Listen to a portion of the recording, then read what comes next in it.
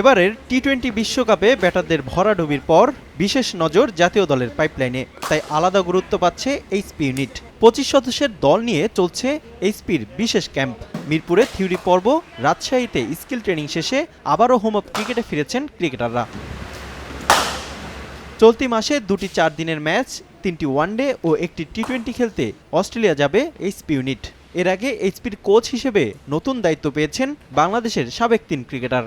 Batting coach হিসেবে কাজ করছেন সাবেক টাইগার অধিনায়ক রাজিন সালেহ। দলের সঙ্গে যাবেন আসন্ন অস্ট্রেলিয়া সফরেও। ক্যাম্পে অংশ নেওয়া ক্রিকেটারদের নিয়ে আশাবাদী রাজিন। এইচপিতে অনেক কাজ আছে, যেখানে কাজ করার মতো সুযোগ আছে, যে বা ছেলেদেরকে আমার এক্সপিরিয়েন্সটা শেয়ার করা।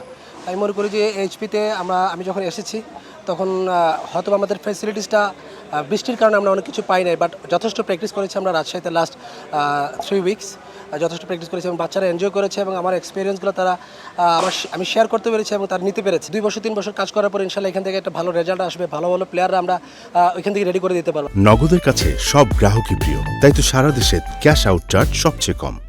অনূর্ধ্ব 19 বিশ্বকাপে অংশ নেওয়া ক্রিকেটার ছাড়াও ক্যাম্পে রয়েছে উদীয়মান বেশ কিছু খেলোয়াড়, যাদের স্কিল ডেভেলপমেন্টের জন্য বিদেশি উইকেটে খেলার বিকল্প নেই বলে মনে করছেন রাজিন। একটা ইউজফুল একটা টুর্নামেন্ট আমি মনে করি। প্লেয়াররা বুঝবে যে আমি কিভাবে ইন্টারন্যাশনাল গ্রাউন্ডে ইন্টারন্যাশনাল ক্রিকেট খেলতে পারি, ওই জায়গায় কিভাবে ভালো খেলা যায়।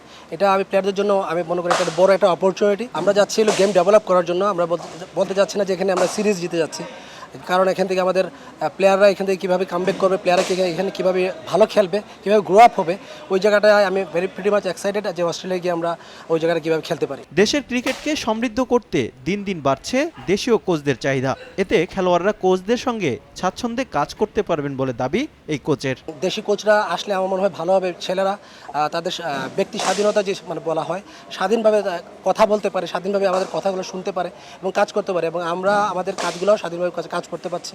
এটা একটা পজিটিভ সাইন আমি মনে করি। ডারউইনে টপ এন্ড টি-20 সিরিজে পাকিস্তান ও অস্ট্রেলিয়ার দলসহ এবার অংশ নেবে 9টি দল।